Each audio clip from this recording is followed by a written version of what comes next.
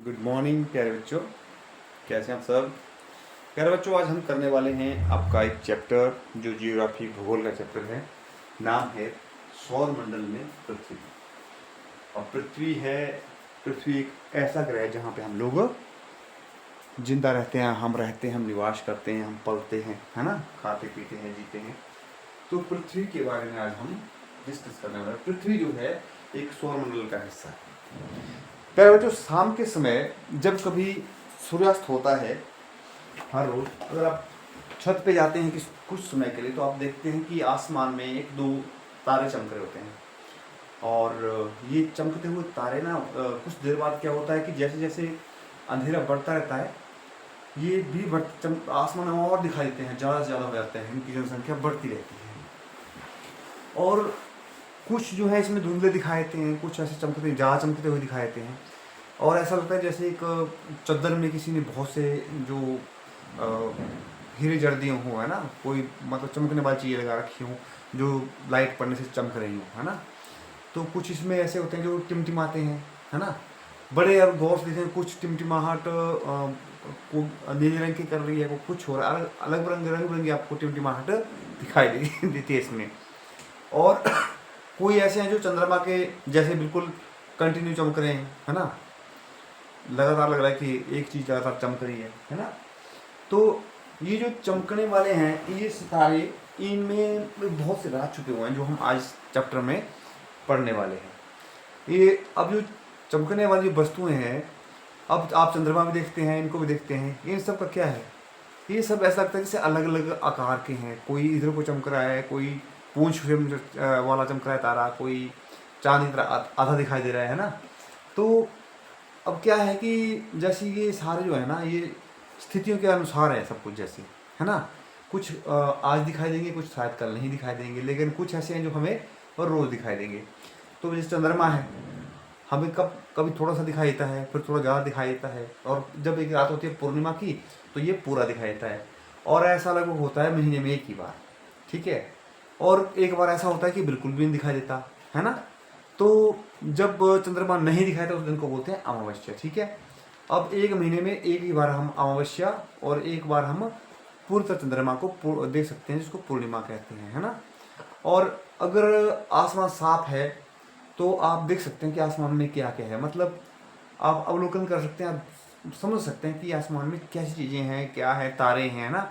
कोई आकाश गंगा दिखाई देती है, कहीं कुछ दिखाई देता है रात के समय। अब आपको ये भी हैरानी होगी, ये भी आश्चर्य होगा कि दिन के समय चंद्रमा और छोटी वस्तुएं हमें नहीं दिखाई देती। ऐसा क्यों होता है? ये ऐसा इसलिए कि सूरज जो रोशनी है, सूरज की लाइट जो है, वो इतनी तेज है कि हमारी आंखें और कुछ नहीं देख पाती इस रोशनी में, सिवाय सूरज की रोशनी को, है ना। तो ये जो है सूरज चंद्रमा, ये सभी वस्तुएं आसमान में चमकती हैं, एक खगोलीय पिंड कहलाते हैं सारे। क्या कहलाते हैं? खगोलीय पिंड। इनको नाम दिया गया खगोलीय पिंड, जो भी आसमान में चमकने वाली वस्तुएं।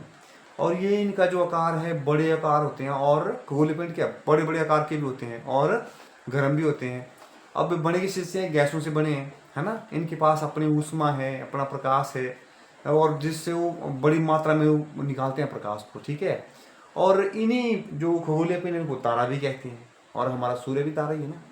तो ये चीज़ें आप अगर करें, टॉर्च घर में, जो एक एग्जाम्पल साथ में रखा टॉर्च वाला, इसको आप घर में कर सकते हैं कि जैसे आओ कुछ करें।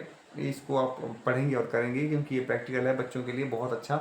इसका आप समझ सकते हैं कि सूर्य जब चमकता है तो हम बाकी चीज़ों को क्यों नहीं देख सकते। उसके बाद बेटा क्या होता है कि रात के समय जो होता है वो क्या होता है, ज़्यादातर इतने सितारे हैं कि हम उनकी गिनती नहीं कर सकते, है ना। अब सूर्य भी वैसे एक सितारा, लेकिन क्या है, हम उसके थोड़ा नज़दीक हैं। अब बाकी जो है बहुत ज़्यादा दूर हैं, तो ना हम उनकी गर्मी महसूस कर सकते हैं, ना उनकी लाइट को ज़्यादा फेस कर सकते हैं, क्योंकि वो हमसे बहुत ज़्यादा दूर है। अभी आपने देखा होगा कि जो चीज़ें दूर होती है, जैसे आप कहीं खड़े हैं और करीब 5-7 किलोमीटर दूर आप देखेंगे तो बिल्कुल दिखाई, छोटे पहाड़ दिखाई देंगे, है ना, उंगली के बीच में आ जाएंगे जैसे। और जैसे आसमान में उड़ता हुआ जहाज़ है कोई, तो आप देखेंगे कि जैसे हम नीचे से ऊपर को देखेंगे तो वो बहुत छोटा दिखाई देगा, कि जैसे छोटी सी कोई तितली उड़ रही हो आसमान में। तो वैसे ही क्या है कि जो दूर की चीज़ें होती हैं, क्या होता है, हमारे को वो छोटी दिखाई देती हैं। अब इसमें क्या है, अब जब रात को हम आसमान पर देखते हैं तो हमें क्या ग्रुप से दिखाई देते हैं, जैसे कुछ तारे झुंडों में हैं, जैसे हमारा सप्तऋषि मंडल है ना, और भी बहुत से हैं ग्रुप ऐसे तो इनके नाम हैं, जैसे नक्षत्र मंडल हैं जिनको नक्षत्र मंडल कहते हैं, आर्सा मेजर, बिग बियर, इस प्रकार के नक्षत्र मंडल हैं। और इनको पहचानने के लिए भी बड़े मार्किंग कर रखी होती है। जैसे हमने सप्तऋषि को, भारत में जो सप्तऋषि को बड़ा उसको देखा जाता है कि नहीं ये है ना।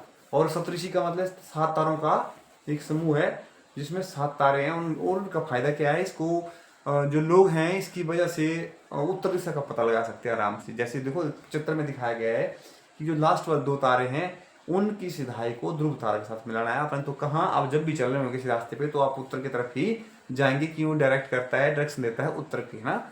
तो अब आसमान में जो आपको बहुत से होंगे, आपके आसपास को बुजुर्ग आदमी होंगे, बहुत पुरानी बातें, दंत कथाएं होती हैं, तो आप किसी बैठ के गाँव में भी इसके बारे में बात कर सकते हैं और वो आपको बताएंगे कि कौन कौन सा क्या क्या ग्रुप है, इनके नाम क्या क्या है ना, जो नक्षत्र मंडल इनके नाम क्या क्या हैं, वो आपकी दंत कथाओं में या कुछ बातों में होगा, बाकी किताबों में तो आपको पढ़ाएंगे।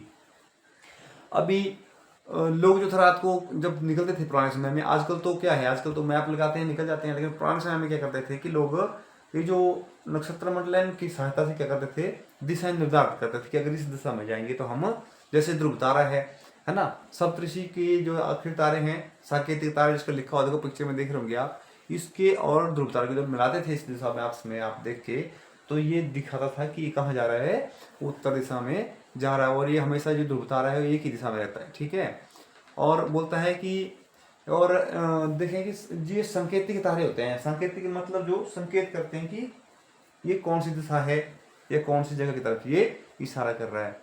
अब ऐसी जो हमारे और खगोलीय पिंड है ना, इनका अपना प्रकाश होता है और इससे क्या होता है, जो इनके प्रकाश से दूसरे ग्रह भी चमकते हैं ना, वही तारों के प्रकाश से प्रकाशित होते हैं, ठीक है। वो जो खगोलीय पिंड है वो क्या अपना प्रकाश उसमें होती है, छोटे मोटे खगोलीय पिंड क्योंकि चमकते हुए दिखाई थे लेकिन हमारे को, लेकिन चमकते किसकी सहायता से, जैसे सूरज की सहायता से चंद्रमा और पृथ्वी चमकते हैं, उनकी लाइट पड़ती है उनके ऊपर, तो हम देखते हैं कि चंद्रमा और पृथ्वी चमक रहे हैं।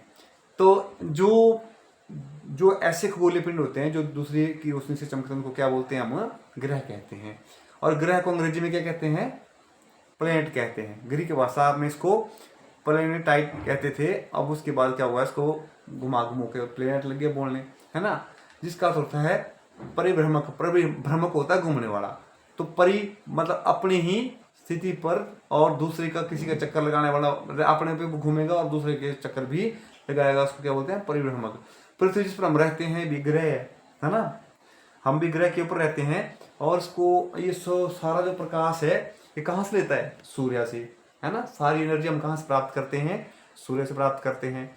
और जो पृथ्वी का सबसे नजदीक का तारा है, तो मैंने पहले भी आपको बताया था ना कि सूर्य भी क्या है, तारा है। और जो पृथ्वी का तारा हमारा जो नजदीक का तारा है इसको क्या बोलते हैं, हम पृथ्वी का ही तारा मानते हैं कि इसकी रोशनी से हम लोग क्या करते हैं, देख पाते हैं, हमारा जीवन जो है सूर्य की रोशनी के ऊपर निर्भर है। और पृथ्वी को बहुत दूरी से, जैसे चंद्रमा से देखने पर चंद्रमा से भी ये चमकती दिखा, जैसे हमको चंद्रमा चमकता हुआ दिखाया था, अगर चंद्रमा के ऊपर हम जाएंगे तो हमें वहां से पृथ्वी चमकती हुई दिखाई देगी। अभी देखो बेटा यहाँ दिखाया गया, जैसे सूर्य दिखाया गया है हमारे को ना, सूर्य के साथ देखो सबसे नजदीक है मरकरी मतलब बुध है, और कितने दूरी पे है सूर्य से, ये है लगभग 58 मिलियन दूरी के ऊपर, मतलब लगाओ आप 580 लाख किलोमीटर की दूरी पर ये सूर्य से है। वैसे धरती है ना 150 मिलियन दूरी पर, मतलब लगभग 15 करोड़ मिलियन की दूरी के ऊपर है ये, तो 15 करोड़ किलोमीटर की दूरी के ऊपर है ये, है ना। तो ऐसे करके क्या है, ये सब ग्रहों की दूरी देखो लिखी हुई है इसमें, कितनी दूरी के ऊपर है सारे। और को नीचे देखो बताया हुआ कि बुध कितने दिन में घूमता है, सूर्य के चारों तरफ 88 दिन में घूम जाता है ना। शुक्र कितने दिन में, 255 दिन में। और हमारे पृथ्वी कितने दिन में, 365 दिन में। और मंगल 687 दिन में घूमता है, ठीक है। और ये जो अपने एक्स पे घूमते हैं इसको एक दिन लगता है, मंगल को भी, है ना, पृथ्वी को भी एक ही दिन लगता है। एक दिन मतलब अपना जब अक्स पूरा करते हैं जिस टाइम में उसको एक दिन मानते हैं, है ना। और जो शुक्र है इसको अपने एक्स पर घूमने के लिए कितना टाइम लगता है, 243 दिन, है ना। वैसे बुध को इसको अपने एक्स में घूमने के लिए 59 दिन लगते हैं, 60 मतलब लगभग 59 दिन के लगभग टाइम लेता है अपने एक्स पे घूमने के लिए। और पृथ्वी कितने दिन लेती है, एक दिन लेती है पूरा, ठीक है। ऐसे दूसरे ग्रह बृहस्पति है, ये 11 साल में चक्कर लगाता है पूरे सूर्य के जो आसपास का, है ना। 11 साल 11 महीने और 12 साल लग जाते हैं कई बार इसको। और जो अपने अक्ष पे घूमता है, जैसे अपना बॉल घूमती है अपने अक्ष पे, वैसे ही अपने अक्ष पे घूमने के उसको कितना टाइम लग जाता है, लगभग 9 घंटे लगते हैं। बहुत स्पीड से घूमता है, 9 घंटे 56 मिनट में। और चंद्रमा इसके पास कितने हैं, 53 चंद्रमा है बृहस्पति के ऊपर, ठीक है। जैसे हमारा एक चांद है तो वहां पे कितने हैं, 53 है। और शनि जो है सूर्य के चारों चक्कर लगाने के लिए कितना साल लगाता है, 29 साल 5 महीने, सबसे ज्यादा टाइम इसमें हो गया। और ये क्या करता है, और ये अपने अक्ष पर घूमने को 10 घंटे 40 मिनट लगाता है अपने ही उस पर घूमने के लिए, ठीक है। और ये इसके जो है, इसके कितने चंद्रमा है, लगभग इसके भी 53 चंद्रमा है इसके भी, है ना। और जो बाह्य ग्रह हैं सूर्य के बहुत दूर हैं, ये इनके आकार क्या है, ये गैस की तल और तल पदार्थ के बने हुए हैं। इनका क्या है, कुछ मतलब टाइमिंग नहीं इनका पता है अभी तक कि कितने समय में ये सूर्य का चक्कर लगा पाते हैं। अब बोलते हैं कि आपने जो है, जैसे आप जानते हैं पौराणिक रोमन कहानियों में सौर सूर्य देवता को कहा जाता है। सौर्य शब्द का अर्थ है सूर्य से संबंधित, इसलिए सूर्य के परिवार को सौरमंडल कहा जाता है, ठीक है। क्यों सौरमंडल कहते हैं, कि वो ये रोमन कहानियों में से सूर्य देवता की कहानी को लिया गया और सौरमंडल को जो उसका नाम दिया गया सोलर सिस्टम, ठीक है। अब आसमान में देखो चंद्रमा एक उपग्रह होता है, किसी ग्रह का भी जो छोटा हिस्सा होता है उसके आसपास रहने वाले को उपग्रह कहते हैं। हमारी पृथ्वी का सहचर हमारी पृथ्वी से चलने वाला है, इसके साथ ही घूमता रहता है और इसके चारों ओर क्या करता है, ये चक्कर लगाता है। और हमारी पृथ्वी के समान ही 7 अन्य ग्रह हैं, ठीक है, जिस सूर्य प्रकाश एवं उष्मा प्राप्त करते हैं उनमें से कुछ के पास अपना चंद्रमा भी है। जैसे आपको बताया पीछे हमने, है ना, चित्र में दिखाया था कि बृहस्पति और शनि के भी 53 अपने क्या है, चंद्रमा है। अब सौरमंडल में क्या क्या है, सौरमंडल में 8 ग्रह हैं, ठीक है। 8 ग्रह कौन कौन से हैं वो भी आपको आगे बताएंगे, है ना। अब उस 8 ग्रह के साथ क्या उपग्रह भी हैं कुछ, है ना, खगोलीय पिंड भी है, छोटे छोटे टुकड़े जो घूम रहे हैं, क्षुद्र ग्रह भी हैं, उल्का पिंड है ना। ये सारे मिलकर क्या करते हैं, हमारे सौरमंडल का निर्माण करते हैं और हमें सौर परिवार का नाम भी देते हैं। और हमारा मुखिया, जो हमारे सौरमंडल का मुखिया कौन है, वो सूर्य है। जैसे घर में होता है ना, दादू जी होते हैं सबसे बड़े, तो दादू जी को घर का मुखिया मानते हैं, वैसे ही क्या है यहाँ पे सौरमंडल में सूर्य को घर का मुखिया मानते हैं। अब सूर्य के बारे में अगर बात करेंगे तो ये कहाँ है, सौरमंडल के सेंटर में है, बिल्कुल केंद्र में स्थित है। और ये बहुत बड़े जो बना हुआ है ना, बहुत ज़्यादा गैसें हैं और इसका जो मतलब जो रोशनी है, जो तेज है, बहुत ज़्यादा है, गर्मी बहुत ज़्यादा इसमें, है ना।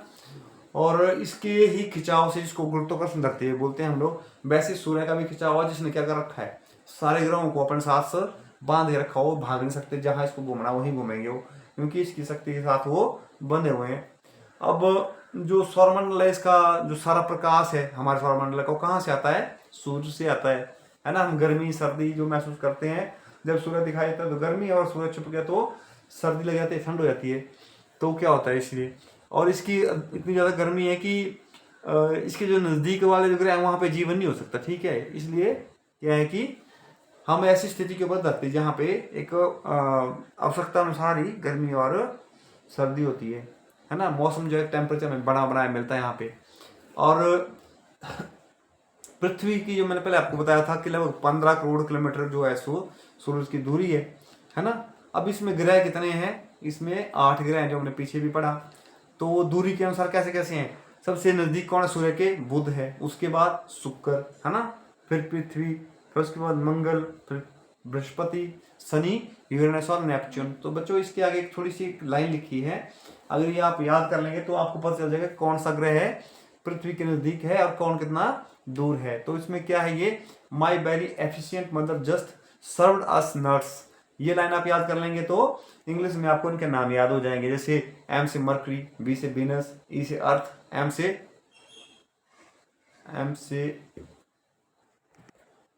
से मार्स, जे से जुपिटर, एस से सैटर्न, यू से यूरेनस और एम से नेपच्यून।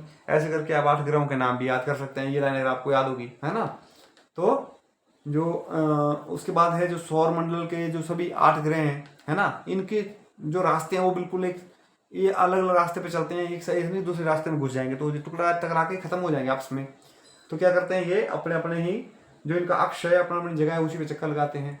ये रास्ते वृत्ताकार में फैले हुए हैं, है ना, लंबे ग्राफ में इनका जो क्या है, ये फैले हुए हैं, वृत्त होता है, एक चक्कर जैसे सर्कल होता है ना, वैसे क्या इनका बना हुआ है। और जिस सर्कल पे वो घूमते हैं उसको क्या बोलते हैं हम, उसको बोलते हैं हम अक्ष बोलते हैं इनका, ये कक्षा बोलते हैं, ठीक है।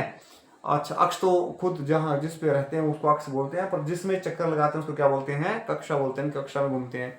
बुध सूर्य का सबसे नजदीक का ग्रह है, और ये जो है ये क्या करता है, ये अपनी जो कक्षा है वो सूर्य के चारों चक्कर लगाने में, मैंने पहले बताया था आपको 88 दिन लगते हैं इसको। और शुक्र को पृथ्वी का जुड़ोग्राम आया था, दोनों बराबर हैं, शुक्र और पृथ्वी एक दूसरे के बराबर हैं साइज में, और इनको क्या बोलते हैं लोग, जुड़वा ग्रह मानते हैं इनको, ठीक है, क्योंकि इनका आकार और आकृति पृथ्वी के ही लगभग समान है शुक्र की, ठीक है। अभी तक प्लूटो को जो सबसे लास्ट हम नवग्रह मानते थे, प्लूटो को मानते थे ग्रह, लेकिन अब उसको ग्रह नहीं माना था, क्योंकि जो हमारे शास्त्रीय जो खगोलीय संगठन है जो इन चीज़ों को सर्च करते हैं, ठीक है, उन लोगों ने क्या किया, इसका अध्ययन किया और पाया कि जो ग्रह है लास्ट वाला जो है प्लूटो है, ये क्या है, ये गैस के बने हुए हैं और बहुत छोटे हैं, तो इनको ग्रह नहीं कहा जा सकता, इसलिए उनको ग्रह से श्रेणी से इनको निकाल दिया गया है ना। अब जो देखो, अब ये बताया है उन्होंने कि जो रात के समय मनुष्य हमेशा मोहित हुआ है किससे, आसमान से, तो खगोलीय पिंड और गति के संबंध में अध्ययन करने वालों को क्या बोलते हैं, खगोल शास्त्री। आर्यभट्ट प्राचीन समय भारत के प्रसिद्ध खगोल शास्त्री थे, कौन थे, आर्यभट्ट। और उन्होंने कहा था कि सभी ग्रह तथा चंद्रमा प्रवर्तित सूर्य प्रकाश के कारण ही चमकते हैं, ठीक है, बिना अपनी उनकी कोई लाइट नहीं, बिना सूर्य की उनकी कोई रोशनी नहीं है, ठीक है। आज विश्व के सभी भागों में खगोलविद ब्रह्मांड के रहस्यों को खोजने में लगे, ऐसे खगोलविद जो है अभी भी खोज में लगे हों कि और क्या क्या इस ब्रह्मांड में छुपा हुआ है, ब्रह्मांड क्या है इसके बारे में भी अब हम समझेंगे थोड़ा सा आगे चलकर। अब आते हैं पृथ्वी की ओर। अब पृथ्वी जो है वो एक ऐसा ग्रह है जहाँ पे जीवन संभव है, और इसमें साथ में देखो, क्या आप जानते हैं कि प्रकाश जो है वो 3 लाख किलोमीटर प्रति सेकंड की स्पीड से चलता है प्रकाश, ठीक है, और तब भी देखो उसको धरती पर पहुंचने में कितना टाइम लगता है, लगभग 8 मिनट का समय लग जाता है। अब पृथ्वी के बारे में हम पढ़ रहे थे।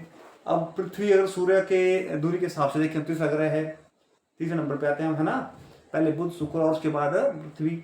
आकार में यहाँ सबसे जो है 5 नंबर पे आता है 8 में से ना, 5 नंबर पे ये आकार में, मतलब जिसको इसका साइज है उसमें 5 नंबर पे है। अब ध्रुवों, ये इसकी जो धरती की जो शेप है वो कैसी हो, जब ध्रुव है इसके, ध्रुव मतलब उत्तर ध्रुव और दक्षिण ध्रुव, वो क्या है, थोड़े चपटे हैं, और इसी को, इस आकार की वजह से उसको क्या बोलते हैं, भू आब कहते हैं, ठीक है। भू आब अर्थ है पृथ्वी के समान आकार, ठीक है, जो समान आकार मतलब यहाँ पे प्लेन होने की वजह से उसको भू आब कहते हैं। अब यहाँ पे क्या है, सब कुछ है जीवन के लिए, ऑक्सीजन है ना, और टेम्परेचर भी मेंटेन है, ना गर्म है ना ही ठंडा है ना, और यहाँ पे पानी हमारे लिए, वायु है, और जो जीवन के लिए आवश्यक चीजें सारी यहाँ पे प्रस्तुत है। जैसे कि वायु में जीवन की जो जरूरी हमारी गैस कौन सी है, ऑक्सीजन है ना, और भी बड़ी गैस है इसमें, नाइट्रोजन वगैरह। तो इन्हीं कारणों से इसको क्या बोलते हैं, अद्भुत ग्रह बोलते हैं हम लोग, है ना। अंतरिक्ष में जब हम जाते हैं और देखते हैं इसको, तो क्या लगता है कि ये नीले रंग का ग्रह है, क्योंकि किसका, इसका कारण क्या है, इसके ऊपर क्या है, 2/3 सतह पानी से ढकी हुई है, और जिसकी वजह से इसको नीला ग्रह है कहा जाता है, क्योंकि ऊपर से ये नीला ही दिखाई देता है पानी की वजह से। अब जो चंद्रमा है पृथ्वी के पास क्या है, एक उपग्रह है, इसका नाम क्या है, चंद्रमा। अब इसका जो व्यास पृथ्वी के व्यास के क्या है, 1/4 है, मतलब चौथा हिस्सा ही है, पृथ्वी का चौथा हिस्सा क्या है, चंद्रमा है। अब ये इतना बड़ा इसलिए प्रतीत होता है क्योंकि हमारे अन्य ग्रह जो खगोलीय पिंड है उनकी अपेक्षा बहुत नजदीक है हमारे पास, है ना, और ग्रह दूर है तो छोटे दिखाई देते हैं, और ये नजदीक है थोड़ा सा तो बड़ा दिखाई देता है। और इसकी दूरी लगभग हमारे से कितनी है, 3,84,400 किलोमीटर लगभग दूरी है। अब आप पृथ्वी से जब सूर्य के बारे में सोचेंगे, तुलना कर सकते हैं कि कितनी दूरी पे कौन है और कितनी चमक है, तो आप सोच सकते हैं कि चंद्रमा कितना है और सूर्य कितना बड़ा है, जो इतनी दूरी से भी हमारे को इतनी दूर तक रोशनी पहुंचा सकता है, और चंद्रमा इतना नजदीक होने के बाद भी, है ना। तो ये चीजें आप इसके साथ कंपेयर कर सकते हैं, तुलना कर सकते हैं, ठीक है। ये देखो सैटेलाइट है। अब सैटेलाइट का काम क्या है, जिनको क्या बोलते हैं, उपग्रह, मानव निर्मित उपग्रह। अब जो भी हम कोई भी चीज करते हैं तो उसको हमें कैसे कम्युनिकेशन चाहिए, तो उसका इस्तेमाल करते हैं हम अपने बनाए हुए उपग्रहों से, जिनको सैटेलाइट बोलते हैं, ठीक है। और क्यों बनाते हैं इनको, ब्रह्मांड के बारे में जानकारी लेने के लिए कि ये कौन सा ग्रह आ रहा है, क्या जा रहा है ना, ये सिग्नल देते हैं, है ना। तो ये सब चीज़ें करने के लिए हम लोगों को उपग्रह की जरूरत पड़ती है। अभी जैसे जैसे आप आगे चलते जाएंगे आपकी नॉलेज बढ़ती जाएगी हर क्लास में। अब बताता है चंद्रमा जो पृथ्वी का चक्कर कितने टाइम में लगाता है, 27 दिन में, है ना। और इतने समय में क्या करता है वो अपना भी चक्कर पूरा लगाता है, मतलब जैसे वो घूम रहा है अपने आप भी ना, तो अपना चक्कर भी कितने दिन में लगाता है वो, 27 दिन में। इसमें क्या होता है फिर हमारे को, चंद्रमा को हम केवल उसका एक ही भाग दिखाई देता है हमारे पृथ्वी से, फिर क्योंकि वो घूम ही नहीं पाता, घूम ही नहीं रहा है स्पीड से, 27 दिन में घूम रहा है वो। और ये ऐसा होता है कि चंद्रमा की जो परिस्थितियां वो जीवन के लिए वहां पे नहीं रह सकते हम, है ना। है वहां पे खड्डे भी हैं, पर्वत भी हैं, और वहां पे छाया भी है, सब कुछ है, लेकिन वहां पे जीवन संभव नहीं है अभी तक, है ना।